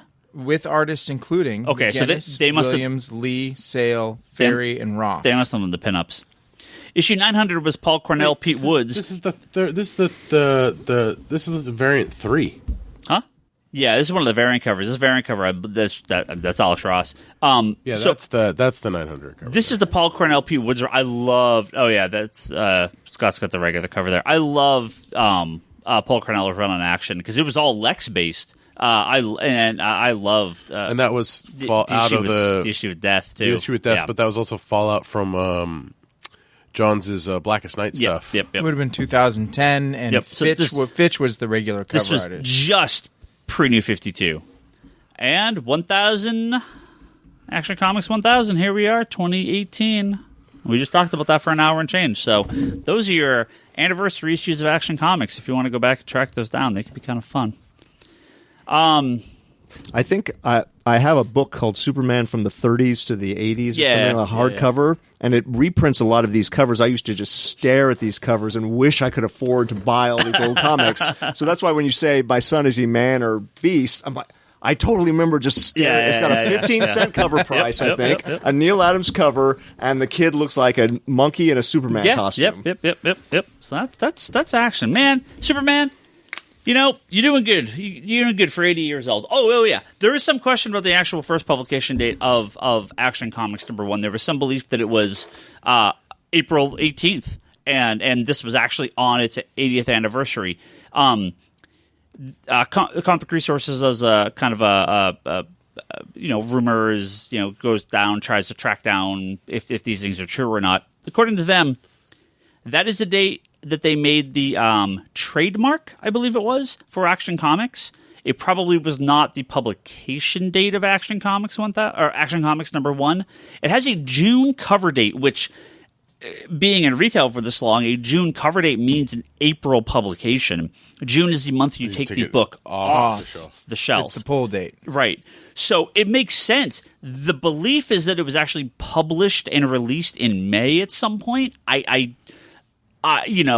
DC is going to just say, look, we're just going to call it April 18th, then call it April 18th, that's totally fine. I just don't know that we'll ever know the actual publication date of Action Comics #1. There's so few records. Actually, Scott, one of your favorite things in comics is when they write the date on the cover of a comic. A lot of times it will be the received date. So when I'm looking at old comics, I like either the date stamp or a wax pencil written date. It's something that adds some kind of... So there's a possibility that thing. someone may find a copy of Action Comics someday with that pencil date on it. Yeah. So we may find out that what the actual date was. But yeah, I don't know. All right. Any last words? Superman 1000. It's gonna be a while before we hit 2000. Up and away. Good stuff. We are going to wrap up here. Well, I have last word. Yeah, We're all what's your last gonna word? hopefully be Random around picks. for Superman's 100th birthday. My Getting random it? pick of the month Yeah. is Action Comics 1000. Which cover? I was gonna Which say cover? The Story. 40s cover. We can do our random picks for Superman, but I think we've talked about them the entire episode. Yeah. So Yeah, that's true. go track down some of these Wait, books. there is a random pick that could make you some money. in Yeah, a good way. sure, what's up? There's an omnibus coming out called Superman Lost or something like, or maybe it's already out. This is the era post-Byrne, pre-death of Superman. Mm-hmm. And I can't believe they've collected it because there's not really a theme to it. There was a storyline where Superman's kind of an I think it's called Superman Exile. Yeah. Now, are they collecting the Brainiac story in there? I love that Brainiac story. This period of time is so good. Yep. It kind of gets forgotten because it's between events, but you've got Ordway there, Kerry Gamble doing some great art. Roger Stern is writing a lot of these books. A lot of it's like Planet Hulk, kind of, but with Superman. I believe the book's called Superman Exile. Definitely worth picking up. I'm sure Charlie already has it, but I think an omnibus is the only way it's coming out, and I really don't know how you'd collect it because they're not. Oh, Perez does some art in there too, and some writing. This is the period he was writing and drawing Action Comics. Like I said, there's really not a theme to it. They've just kind of put this whole period together in one book. That's my random pick. Cool. Yeah, there's that Brainiac story that's in that same time period, that little crossover that they do. It came out on the 17th. Okay. Of April. Yeah. Why am I not remembering what that Brainiac story was called? This one? Yep, So that's good, it. though. Superman the Exile. And other stories. Yes. So thank you, everyone, for listening to this podcast. Hopefully you picked up your copy of Action Comics 1000. If not, well, you should go find one. It's good. We have some here at the store. We do. But please wait a week before calling in. Yeah, our site's not quite ready to take orders. But when it's up, you'll be able to order us directly from our website. Just call in, talk to Brock, ask for Brock, and have him load him up. No, don't ask for Brock. Ask for his shipping and receiving manager, all right? Let's get this clear. And I'll be like, I told you not to call for a week. Let's thank the biggest Superman fans. That's Albert Soy and his app Does he Canby. even Now, buy Superman comics? sure, I think about Action 1000. Now, we were doing that extra $5 deal on the Canby app. We're not doing that right now. We're going to take a little break, but we're going to come back and do that again soon. So if you want to use that to get a couple, buy a gift card for Comics Conspiracy, you could buy it through their app, and you can gift them as well. It's pretty cool. Canby, C-A-M-B-I. Check that out. Julian Titus has the Nerds Without Pants podcast. Another Superman fan. At pixelbit.com. Absolutely, because he's got red underoos. We all know, because he wears no pants. Ryan Hess has Blowhards, which is a video game podcast. That's at blowhards.libsyn.com. And Superman blows hard when he shoots out the... Most of the Superman video Zod games does, blew right? hard. Yeah. Most of the Superman video games just never were any good. Jody Lawson has Canon, the Triad Comics Anthology at triadcomicstudios.com. Check out that comic. Don't forget Sam Che, Craig Anderson, Joe Duff, Andrew Nelson Mendez, and of course our good friend Darfox8 over at the Manga Machinations podcast. Go check those guys out all the time over at Manga Machinations. You can find it on iTunes. You can visit comicconspiracypodcast.com. Currently, it redirects to geekbox.net where you can find our podcast because You could also visit Comics Conspiracy in Sunnyvale, California. you sure can. For the You can see podcast, Ryan work, and Brock maybe also. and Brock Marshall. maybe also. Well, that depends on More, what day you're more than Maybe likely, Marshall you'll just come in Charlie. when Marshall's here because that's just what happens all the time now. But we'll have the site back up soon with our podcast info on there. For right now, it just redirects to Geekbox. iTunes, don't forget to rate and review us. It always helps. Patreon.com/comicconspiracy is where you can kick us $1 or $2 or $3. Digital.comicsconspiracy.biz. You can no longer buy your digital 99-cent Marvel trades. I'm very sorry. However, What? you can buy I missed it? digital comics on Because our Ryan website. fucked us all on that. See? Conspiratorbrock.com. Wanderers in the Fourth Dimension. Oh, sorry. Conspiratorbrock.com is Brock's blog and video pull list. Wanderers in the Fourth Dimension podcast. That's Charlie's Doctor Who podcast. We're talking about Doctor Who, and Doctor Who's not quite as old as Superman, but there's a lot of Doctor Who to talk about. And my wife, Leanne, she has a Etsy store where you can pick up. Was she going to do a Superman What thing you for? gonna say how old your wife No. is? How old my wife is? I'm not going to talk about her Etsy store, which is etsy.com/. You're going like, you know, how shop old Superman is, how old Doctor Who is, and then you're my wife. No, I was like, no, oh, what? where is this going? /Leanne Hill art. Lan's 25. Did she do a Superman print for? No, she did not. She hates That's all men. right. What? No, I'm kidding. Except for Ryan. Yeah, Well, Ryan is not it. on Twitter, we're all on Twitter. Ryan Higgins, Ryan, that's me. Brock is Brock Sager. Bryce, Fuck is Bryce? Is Larson Bryce? Toby is. I'm gonna feel really bad if you got like a car accident or something. Toby is Toby XI. Charlie's Insanity and Chaos. So the store is Comics Con Store. C.S. Shea. That's Scott Shea. C.S. Shea sounds like an author. Yep. The actual author, though. That is- Kevin Sharp. Yep. That Kevin Sharp is that Kevin Sharp right there. How'd you get that? And you got the explicit tag on this without Bryce even being here. I know. That's I know. impressive. Well, Toby. I mean, Huh? No. Toby and random noises. Well, I mean, Scott scared the shit out of him. What? Well, I didn't swear on that one. Oh, Scott screwed something up. Anyway, there you go. That's the end of our podcast. That's a doorbell. It's coming in another 3.5 minutes right now. Thank you, Superman. And Batman, we'll see you in 11 months.